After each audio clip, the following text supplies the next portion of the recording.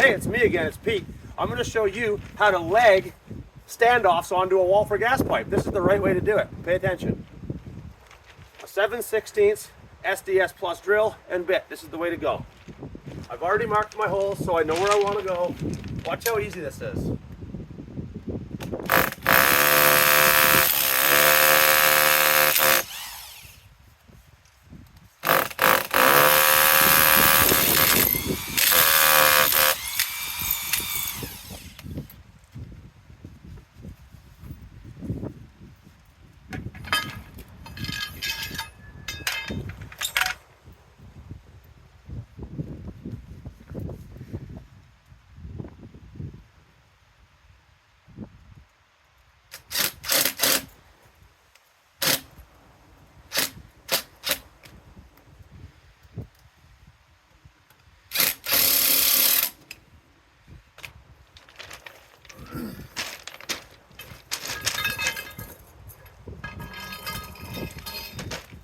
That is how you leg standoffs onto a wall.